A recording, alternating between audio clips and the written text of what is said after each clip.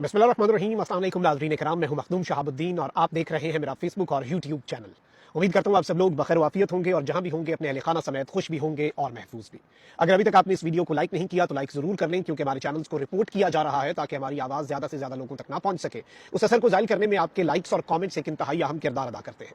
नाज़रीन किराम, कुदरत अपना बेहतरीन इंतकाम लेती है। इमरान खान को माइनस करके लाडला प्रो मैक्स बन के पाकिस्तान की कौम पर मुसल्लत होकर इस कौम का चौथी मरतबा दोबारा वजीर आजम बनने का ख्वाब देखने वाला नवाज शरीफ इस वक्त इमरान खान सबको भूल चुका है, क्योंकि अपनी अपनी पड़ गई है। और नवाज शरीफ साहब को अब तक का सबसे बड़ा सरप्राइज मिला है, नवाज शरीफ को अब तक का सबसे बड़ा धचका लगा है और यूं लग रहा है कि ताकतवर हल्के जो हैं वो अब अल्टरनेट ऑप्शंस को एक्सप्लोर करना शुरू हो चुके हैं। अल्टरनेट ऑप्शंस के ऊपर सोच विचार नहीं, अल्टरनेट ऑप्शंस को एक्सप्लोर करना शुरू हो चुके हैं और उन पर अमल दरामद भी शुरू कर चुके हैं। इस हवाले से मैं कुछ बड़ी एक्सक्लूसिव डिटेल्स आपके सामने रखूंगा कि किस तरह से नून लीग जो है उसका, जिससे आप कहते हैं ना कि नवाज शरीफ को अगर वजीर आजम बनाया भी गया या नून लीग का वजीर आजम भी आया तो उसका डंग निकाल दिया गया है। और ये डंग किस तरह से निकाला है अगले भी जाहिर बात है, 3 दफा अगर नवाज शरीफ साहब उसी सुराख से डसे हैं तो अगले भी नवाज शरीफ के सुराख से भी डसे हुए हैं। तो जाहिर बात है अगलों ने नवाज शरीफ साहब का जो इंतजाम है वो पहले से ही कर लिया। इसके साथ साथ सुप्रीम कोर्ट इस वक्त बरहम है। सुप्रीम कोर्ट के रजिस्ट्रार ने अहम तरीन खत जारी कर दिया है और गुज़श्ता दिनों से एक मामला चल रहा था और उस मामले के ऊपर बहुत सी चहमगुइयां भी हो रही थी। उसके हवाले से भी डिटेल्स हैं। पाकिस्तान तहरीक इंसाफ के 18 रहनुमा हैं और उनके हवाले से एक बहुत बड़ी खबर जो कि पीटीआई के लिए इंतहाई तशवीशनाक है, क्योंकि उनके शनाख्ती कार्ड ब्लॉक कर दिए गए हैं बिल आखिर। इस हवाले से एक्सक्लूसिवली हमने अपने चैनल पे खबर तो दे दी थी, लेकिन अब ये इलेक्शन को कॉन्टेस्ट नहीं कर पाएंगे। तो ये सारी की सारी बड़ी अहम तरीन डेवलपमेंट्स हैं जो आपके सामने रखनी है। लेकिन सबसे पहले पेशावर हाईकोर्ट के हवाले से डिटेल्स आपके सामने रख दूं। पेशावर हाईकोर्ट ने अदलिया की जेर निगरानी इंतखाबात कराने से मुतल्लिक केस का फैसला महफूज कर लिया है और ये फैसला किसी भी लम्हे सुनाया जा सकता है पेशावर हाईकोर्ट की तरफ से। और चीफ जस्टिस पेशावर हाईकोर्ट जो है इन्होंने जेयूआईफे के वकील को खरी खरी भी सुनाई है और इसके अंदर चीफ जस्टिस पेशावर हाईकोर्ट जो है उन्होंने रिमार्क्स दिए और सवाल पूछा कि जब ब्यूरोक्रेसी की नीयत ऐसी हो कि एक ही पार्टी को निशाना बनाया जा रहा है तो फिर सवाल तो उठेगा, अगर हम आरोज एलामिया मुअत्तल करें तो क्या इलेक्शन का प्रोसेस रुक सकता है। इसके अंदर एडवोकेट जनरल ने कहा कि जी बिल्कुल इंतखाबात का प्रोसेस फिर रुक जाएगा, असर नौ से आरोज की तैनाती का अमल शुरू होगा। अब ये सारी चीजें हैं, लेकिन आप ये देखें कि चीफ जस्टिस जो है पेशावर हाईकोर्ट उन्होंने भी आज ये बात कर दी। लाहौर हाईकोर्ट के जस्टिस बाकर नजफी साहब ने भी ये बात कर दी कि बादियों नजर में एक सियासी जमात को लेवल प्लेइंग फील्ड नहीं मिल रही, एक सियासी जमात को विक्टिमाइज किया जा रहा है। और जाहिर बात है कि इन चीजों के ऊपर उम्मीद है कि सुप्रीम कोर्ट ऑफ पाकिस्तान जो है वो भी कभी नोटिस ले और फ्री एंड फेयर इलेक्शंस जो है वो काजी साहब इंश्योर करवा के तारीख में अपना नाम लिखवा जाए सुनहरी हरूफ में। ये हम अच्छे की उम्मीद रखनी चाहिए ना, वो कहते हैं हुस्ने ज़न होना चाहिए। तो ये चीजें बड़ी इंपॉर्टेंट है। इसके साथ ही साथ जेयूआईफे के वकील ने क्या कहा कि इलेक्शन कमीशन के वकील, एडवोकेट जनरल और डिप्टी अटॉर्नी जनरल के दलाइल से मुत्तफिक है। Chief justice Peshawar high court Mohammad Ibrahim Khan ने कहा ये तो ऐसा ही है कि बेगानी शादी में अब्दुल्ला दीवाना, इस केस के साथ आपका ताल्लुक क्या है, आप तो फरीक ही नहीं है। अगर आप प्रॉपरली फरीक बनना चाहते हैं इसके अंदर तो ऑब्वियसली उसके में फिर वो अपने मामलात करें और इसमें बाज़ाब्ता तौर पर फरीक बने, दरखास्त जमा करवाएं तो फिर ही बनते हैं। तो जो जेयूआईफे के वकील है वो वहां पर मौजूद जरूर थे और वो अपना वजन जो है वो इलेक्शन कमीशन और एडवोकेट जनरल जो है उनके पलड़े में डाल रहे थे, क्योंकि निजाम को मजबूत किया जाए ना ये दिखाने के लिए। तो वहीं दूसरी जानिब chief justice Peshawar high court Mohammad Ibrahim Khan ने एक और बड़ी आम बात कही कि 9 मई तो गुजर गया, अब क्या वजूहात है कि रोज 3 एमपीओ के ऑर्डर्स जारी होते हैं। 24 अजला के डीसीज इस कोशिश में रहे कि एक पार्टी के लोगों को गिरफ्तार करें। क्या ऐसे हालात में शफाफ इलेक्शन होंगे? अब ये जो रिमार्क्स हैं ये बड़ी इंपॉर्टेंट है। लेकिन इसके साथ ही साथ चूंकि काजी साहब एक रास्ता जो रोक चुके हैं इलेक्शन डिले ना करने का, जो कि ठीक है 8 फरवरी से आगे तो मैं कहता हूं 1 घंटा भी इलेक्शन नहीं होने चाहिए, 1 दिन की डिले तो बहुत दूर की बात है, लेकिन साफ और शफाफ इलेक्शन जो है वो बहुत इंपॉर्टेंट है। अब यहां पर नाज़रीन इकराम मैं आपको ये बता दूं कि पेशावर हाईकोर्ट ने अब ये फैसला महफूज कर लिया है। हम तो अच्छे की उम्मीद ही रखेंगे और वो कहते हैं ना कि आपको अच्छे की उम्मीद रखनी चाहिए। तो लेट्स सी पेशावर हाईकोर्ट इसके अंदर एक कैसे वो राह ढूंढता है कि इलेक्शंस डिले भी ना हो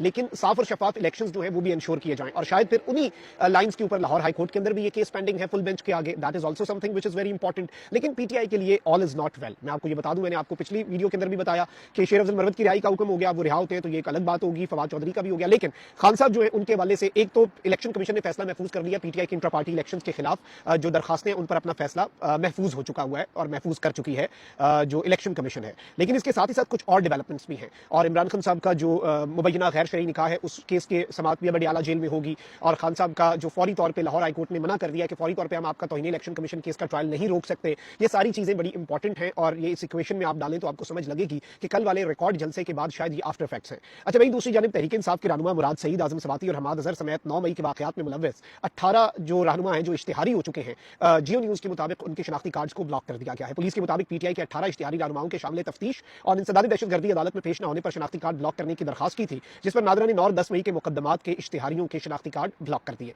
पुलिस का कहना है कि तमाम मुल्जिमान इंसदादी दहशतगर्दी अदालत में पेश हुए बगैर कानूनी हुकूक हासिल नहीं कर सकते और शामिल तफ्तीश होने तक मुल्जिमान मुलजमान के कौमी शनाख्ती कार्ड ब्लॉक ही रहेंगे। पुलिस का कहना है कि जिन मुलजिमों के शनाख्ती कार्ड ब्लॉक किए गए हैं उनमें मुराद सईद, आजम सवाती, हमाद अजहर, असलम इकबाल, करामत खोखर, अली अमीन गंडापुर, बासिक कयूम अब्बासी, मुसरत जमशेद चीमा, जुबैर नियाजी, मलिक नदीम अब्बास और गुलाम मुहियुद्दीन दीवान शामिल हैं। पुलिस के मुताबिक इश्तिहारी मुलजिमान के नाम नो फ्लाई लिस्ट में भी शामिल ऑलरेडी किए जा चुके हैं। तो ये भी एक बड़ी आम तरीन और तशवीशनाक डेवलपमेंट होगी, क्योंकि ये 18 लोग अगर शनाख्ती कार्ड ब्लॉक हैं तो फिर इलेक्शन किस तरह से लड़ सकेंगे। ये भी एक आम तरीन सवाल है कि अगर उन्होंने क्वेश्चन लड़ना भी है तो वो इलेक्शन किस तरह से लड़ेंगे। तो ये एक सवाल है जो कि जारी बात है कि जवाब तलब रहेगा। और वहीं दूसरी जानिब कुछ और डेवलपमेंट्स भी हैं जो आपके सामने रखना इस वक्त बहुत ज्यादा जरूरी है। और वो ये है कि एक तरफ तो पाकिस्तान तहरीक इंसाफ जो है उसकी कोर कमेटी ने एक एलामिया भी जारी किया है, और पीटीआई की जो कोर कमेटी है उसका एलामिया भी मैं आपके सामने रख देता हूं। फिर सुप्रीम कोर्ट की तरफ से जो है एक एलामिया जारी हुआ है उस पर आते हैं, और नून लीग को जो धचका मिला है उसकी बात कर लेते हैं।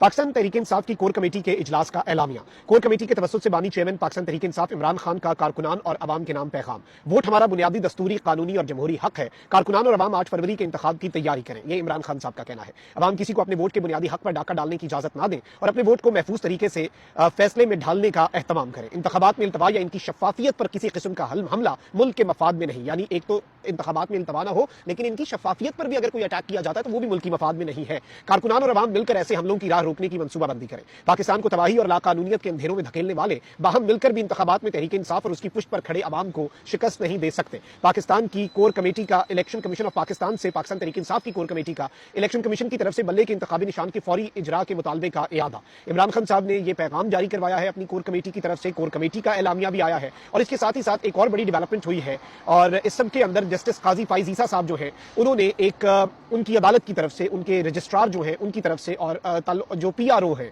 ताल्लुकात आमा के, उनकी तरफ से बेसिकली ये शाहिद कम्बो है, इनकी तरफ से बेसिकली एक एलामिया जारी किया गया है। ये सेक्रेटरी हवाबाजी और director general airport security force major general Asif Jashad जो है उनके नाम ये खत है। और इसमें बेसिकली ये खबर चली थी, आपको पता है कि गुज़श्ता दिनों के अंदर, और खबर ये थी कि सुप्रीम कोर्ट के जजेस जो हैं उनके जो स्पाउस हैं उसकी चेकिंग ना हो। और ये खत एक ऐसे वक्त पर आया जब काजी फाइज ईसा मुल्क से बाहर जा रहे थे। जारी बात है फैमिली भी हमरा होगी, तो इसके बाद कुछ चहमगोइयां भी हुई और कुछ लोगों ने इसे जोड़ा भी इसके साथ, और कुछ इसके अंदर और भी बातें की। लेकिन इसके अंदर अब जो सवालात उठाए गए रजिस्ट्रार ऑफिस की तरफ से वो बड़े इंपॉर्टेंट हैं कि ग्रामी कदर बहवाला आपके मकतूब मौरखा 12 अक्टूबर 2023 जो सरमा की छुट्टियों में जस्टिस काजी फाइज ईसा और उनकी अहलिया के पाकिस्तान से तुर्किया जाने के फौरन बाद हैरत अंगेज तौर पर मीडिया तक पहुंचा, यानी हैरत अंगेज तौर पर यह लीक हुआ। पूरी सच्चाई आश्कार करने की खातिर बराए करम सुप्रीम कोर्ट की रजिस्ट्रार का खत मौरखा 21 सितंबर 2023 में जाहिर कीजिए ताकि गलत फहमियों का अजाला हो। जिस्मानी तलाशी से इस्तिस्ना का कायदा सुप्रीम कोर्ट ने नहीं बनाया, ना ही इस्तिस्ना का मुतालबा किया। रजिस्ट्रार ने सिर्फ एक तजाद की निशानदही की थी कि सुप्रीम कोर्ट के रिटायर्ड जजों के अहले खाना को जिस्मानी तलाशी से इस्तिस्ना थी, लेकिन मौजूदा जजों के अहले खाना को नहीं। आपके मकतूब ने यह तजाद खत्म करते हुए कोई वजाहत पेश नहीं की। हकाइक ये है कि दिलचस्प बात यह है कि जो खत 66 दिन कबल लिखा गया उसने इत्तफाक से, यानी एक ऐसा कोइंसिडेंस हुआ, अब जस्टिस ईसा के पाकिस्तान से जाने के फौरन बाद मंजर-ए-आम पर आया है। अहले खाना के लिए जिस्मानी तलाशी से इस्तिस्ना के कार्ड अभी तक मौसूल नहीं हुए। पाकिस्तान से 16 दिसंबर 2023 को रवानगी के वक्त मिसेज ईसा खुद ASF के मखसूस कमरे के अंदर गई, जहां एक खातून अफसर ने उनकी तलाशी ली। एयरपोर्ट पर नस्ब कैमरे इसकी तस्दीक कर सकते हैं, ना कोई इस्तिस्ना मांगी गई ना ही कोई दी गई। जस्टिस ईसा को इस्लामाबाद एयरपोर्ट में VIP लाउंज की पेशकश की गई, लेकिन उन्होंने इनकार किया। जस्टिस ईसा ने लग्जरी लैमुजीन के इस्तेमाल से भी इनकार किया जो VIP अफराद को एन जहाज तक पहुंचाती है। अब ये चीजें जो है ये इन्होंने क्लैरिफिकेशन दे दी है, और ये एक बड़ी जारी बात है कि उस कंट्रोवर्सी को किल करने के लिए ये सुप्रीम कोर्ट ऑफ पाकिस्तान की तरफ से जारी किया गया है लेटर, जो कंट्रोवर्सी इस वक्त चल रही है। वहीं दूसरी जानिब नाज़रीन किराम एक बड़ी अहम तरीन डेवलपमेंट हुई है, और साबिक निगरान वफाकी वजीर दाखिला सरफराज बुगटी, जिनका एक्सपेक्टेड था कि वो नून लीग में जाएंगे, नून लीग को बहुत बड़ा धचका मिला और उन्होंने पीपल्स पार्टी में शमूलियत का ऐलान कर दिया। इसके अलावा बहुत बड़े बड़े प्लेयर्स हैं जो पाकिस्तान पीपल्स पार्टी में शमूलियत इख्तियार कर रहे हैं। नून लीग को लग रहा था कि वो जनूबी पंजाब के अंदर भी वो अपने कदम जमा लेगी, वहां पर IPP को इस वक्त फेवरेट सेलेक्ट कर लिया गया है, और वहां पर IPP जो है उसे सीटें दी जाएंगी, यानी 25 सीटें वहां से निकल गई। बलोचिस्तान के अंदर नून लीग नवाज शरीफ साहब को भेजा गया कि जाओ बलोचिस्तान से वोट मांग के आओ अच्छे बच्चों की तरह। तो नवाज शरीफ साहब अच्छे बच्चों की तरह बलोचिस्तान गए, वहां पे सीटें लेने गए, बंदों को शमूलियत इख्तियार करवाई। लेकिन अब जरदारी साहब को दोबारा एक्टिव किया जा रहा है। पीपल्स पार्टी जो है वो गवर्नर खैबर पख्तूनख्वा के हाउस में, गवर्नर हाउस के अंदर बैठकर अपनी मीटिंग्स कर रहे हैं। जरदारी साहब सर्किट हाउस जो कि गवर्नमेंट का गेस्ट हाउस होता है उसमें वर्कर्स कन्वेंशन हो रहे हैं पाकिस्तान पीपल्स पार्टी के। ये एक नून लीग के लिए बड़ी अलार्मिंग बात है, और यूं लग रहा है कि नून लीग को अब इमरान खान भूल के जरदारी की पड़ेगी, क्योंकि इस वक्त यही कहा जा रहा है कि ताकतवर हल्कों के इंतहाई पक्के खिलाड़ी, जिनके वाले से ये कहा जा रहा है, जो कि निगरान वजीर दाखिला थे कुछ दिन पहले, और जिनके बारे में ये कहा जा रहा है कि वो वजीर बन सकते हैं, वजीर आला बलूचिस्तान के वो उम्मीदवार हैं। क्योंकि बलूचिस्तान में आपको पता है कि एक पार्टी नहीं, सबकी मिला के एक वजीर आला बनाया जाता है, तो वो मंजूर नजर अंदर हैं और सरफराज बुगटी साहब का ये चांस है कि वो वजीर आला बन सकें, तो ताकतवरों के पक्के खिलाड़ी सरफराज बुगटी ने वजारत छोड़कर पीपल्स पार्टी में शामिल हुए हैं, जो ये नून लीग के लिए खतरे की घंटी है। लगता है कि सबसे ज्यादा घाटा नून लीग के हिस्से में आना है, क्योंकि बयानिया तो गया ही है और आगे यूं लग रहा है कि इस सौदेबाजी के अंदर नून लीग को अवाम के अंदर भी रिजेक्शन मिल चुकी है। अवाम पहले बहुत ज्यादा मुतनफर हो चुकी है, अवाम बहुत ही ज्यादा, मतलब साड़ी गल हो गई है, ये बात अवाम को तौहीन आमेज लगी, तौहीन अवाम का मुकदमा चल रहा है अब नवाज शरीफ और नून लीग के खिलाफ, जो इनके बंदे कहते हैं ना साड़ी गल हो गई है, वोट ना भी पाए ऐसे जीत जाएंगे। ये कितना बड़ी तौहीन है अवाम की, जमहूरियत की, जमहूर की, 25 करोड़ अवाम की। तो अवाम तो पहले उनके साथ नहीं है और अब बाकी लोग भी आपके सामने है कि मामला किस तरह का है। तो ये डेवलपमेंट्स थी जो आपके सामने रखना इस वक्त बहुत